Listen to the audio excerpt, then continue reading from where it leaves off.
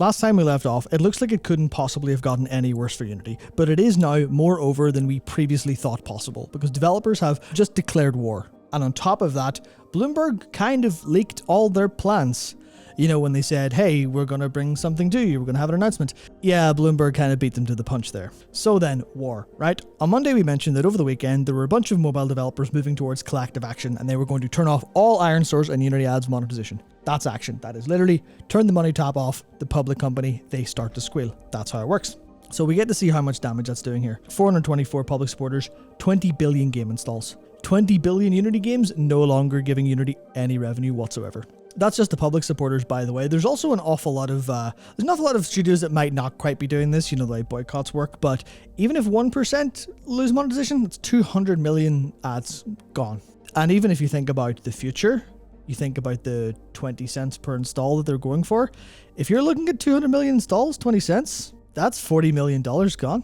You take that up to 20 billion, that's a lot of money gone. But now it gets worse because devs outside of the actual Unity ecosystem are kind of being a problem because Terraria developer Relogic just went, not quite scorched earth, but with a massive gesture, they have decided to donate $100,000 each to Godot and FNA, another like an XNA based engine, and $1,000 every month going forwards. That is straight up, we no longer want to support Unity. We want to support other people, and we will put our money where our mouth is.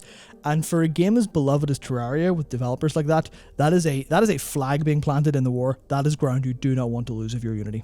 It's not just from developers and even the gaming industry, because legal firms smell blood in the water here. And you know how litigation works. You know how class action lawsuits work. Lawyers go, oh, we can get a lot of money out of this by, you know, taking people's concerns to the court, effectively providing a service for people and getting their cut. So legal firm Wigan have suggested that the enforceability of these changes might be in question due to the why and how they've been implemented. Here's the quote. We expect that the significance of the shift and relatively little prior notice would likely be core grounds of contention.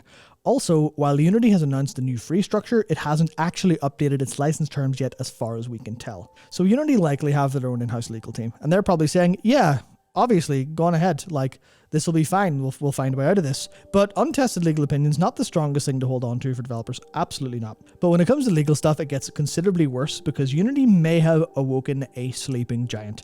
The European Game Developer Federation has begun asking the European Commission, basically the big boys in Europe, to look at devising a new regulatory framework for unfair, non-negotiable B2B contract terms.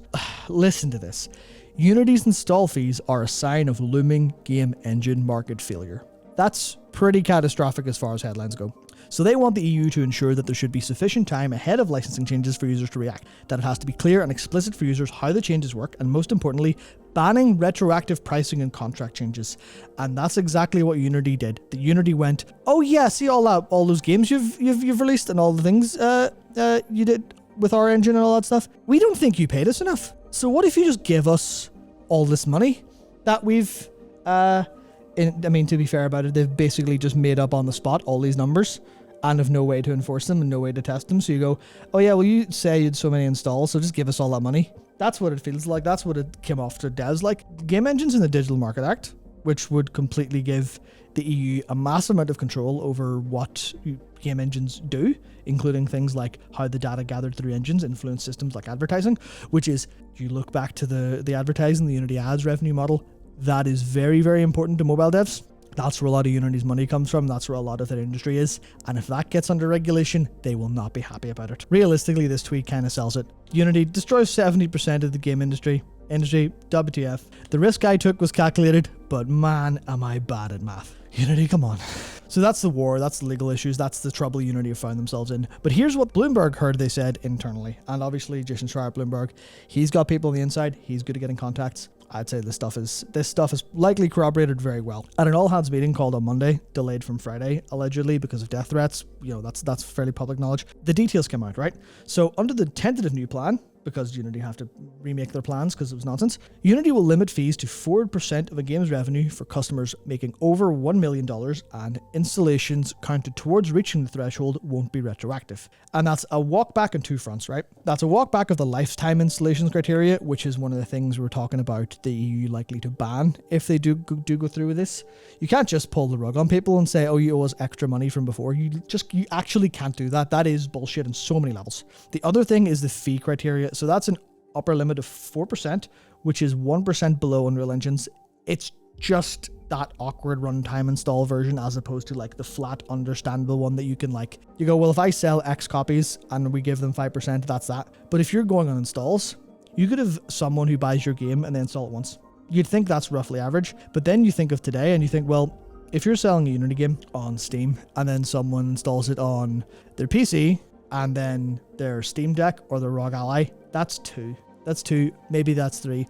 What if they install it on a PC that they have in a different place? And now you don't know what's happening. So even if it's lower than Unreal Engine's fee, it still has substantial downsides. And this is what we're talking about with dividing the anger, right?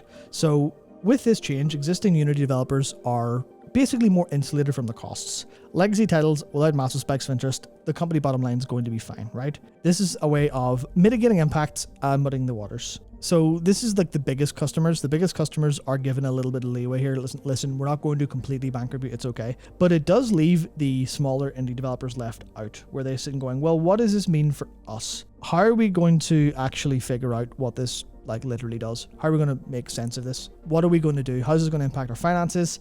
And that's when you have to go back to the fact that the Real Logic just gave Godot a fat stack and going, yeah, go use that. Same with Humble and the Godot bundle. It's just another step of them. Like, they can't put the genie back in the bottle here. They can do a lot of stuff here, which is actually going to more or less help to like bring those mobile developers, those big developers, kind of back on side. But at the same time, it is rough, especially with those changes to the personal and plus subscription. But obviously this isn't the final plan and the company hasn't officially shared them.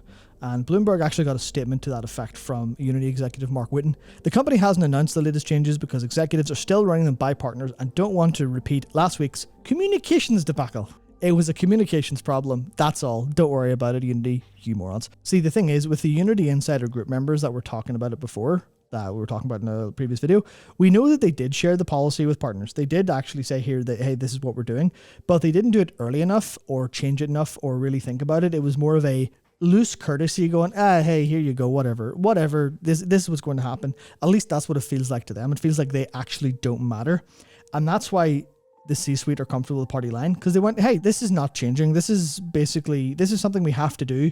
We now have to reframe it in a way people will accept. There's always going to be pushback, but they didn't explain it in any meaningful capacity. Like Riccatello said here, I don't think there's any version of this that would have gone down a whole lot differently than what happened. It is a massively transformational change to our business model. He acknowledged I think we could have done a lot of things better, but more or less, like, this is just, they pulled the rug and people are mad. Like, we talked at length in the last video about how this is likely to be mitigated fairly well, and they can put the genie back in the bottle for a subset of users to kind of push that, like, hey, well, please stick with us. We'll, you know, it's worth it. It's not worth it to make that big change, because it is a big change moving away from Unity. But in this case, like, without any sort of actual apology outside of, sorry, we didn't tell you how we're going to shoot you. You know, we had a gun pointed at your head. We probably should have told you it was a gun instead of lying to you about it and saying that it wasn't, when everyone could clearly see that's what it was. And that's what it feels like to me.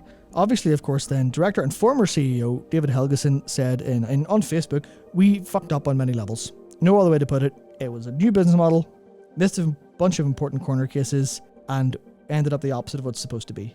He said he's provisionally optimistic about the progress of trying again and trying harder, but it's the difference. They say the problem is the message. Everyone says the problem is the business model, and they cannot say the business model is the problem because they think they need it to survive. So that's ultimately a little bit where we're at here.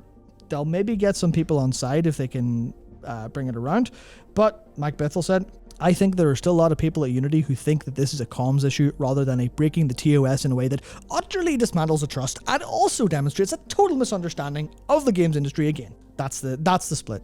That's the kayfabe, if you're familiar with the wrestling term, where everyone knows it's fake and bullshit, but everyone like adheres to the lie and lives into the lie because that's why it's fun. There's a little bit of that going on here, where it is just, yeah, here we go. Unity can't say, yeah, this business model sucks for you, by the way. They can't say that, even though everyone in the industry is thinking it. And the last thing then is Rami Ismail again saying he's been fielding questions from educators in university. People, and this is where the future is a problem. This is where everyone going to Godot, everyone moving to Unreal. This is where all of those, hey, here's a website full of tutorials for moving to Unity to Unreal.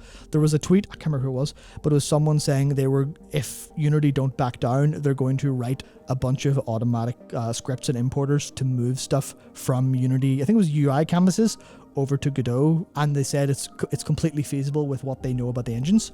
It's stuff like that. It's people who until now were happy teaching Unity-based curriculums, because as Ismail puts it, approximately 70% of all releases are in Unity. That creates an industry pipeline. That's where it begins. It begins with teaching, it begins with skills. If you have a team with people who understand Unreal, you're not going to make a game on Unity. If you are hiring a new team and no one learned Unity at university, no one learned Unity in their spare time, you're going to have to go to a different engine. And it's the talent, and this is the thing that I think the game industry fundamentally understands in the long-term principle, because they're so concerned with short-term profit a lot of the time.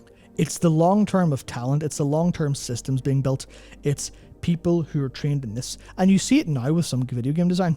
You see it now with, because as an example, right, obviously I actually was game development is what I did at university, and throughout my course there, I was in love with Souls games, and you can see that across the entire industry. It was the people who played these games and went, oh, that's really good, I'll do that. People take the influences and then they create the industry. And now you look at the amount of Souls likes, you look at the amount of games that are clearly inspired by amazing games from 10, 12, 15 years ago, and that's all coming as a downstream of what people wanted to do, what people were interested in. So you look at 10, 15 years time, and Unity is not going to be a thing if this doesn't get reversed, at least nowhere near in the same capacity. Unreal is going to just completely win. And I think that's the thing you kind of have to pay attention to if you're a company like this. They kind of didn't. They needed to make the quick buck now. They needed to make the money. And in doing so, they may have threatened their entire future. That's what it is. Unless they can do something extremely drastic and break that kayfabe and genuinely apologize, which will put them in a whole other layer of hot water. If they can't do that, then that's it. It'll be game over, and you'll see you'll see Game Maker, you'll see Godot, you'll see Unreal, you'll see all these things an awful lot more than you will Unity. And that's just because of how Unity's leadership handled this problem. And I hope that's a lesson to, I guess, especially talking about talent and stuff going forward, I hope that's a lesson to the industry at large. Don't just don't think about the short term. Think about the short term as much as you need to get by, but the long term is where the gains are going to be. Especially when you consider talent, when you consider people. That's what it's going to be. And in this case, they showed exactly what happens when you don't think that way. Thank you very much for watching.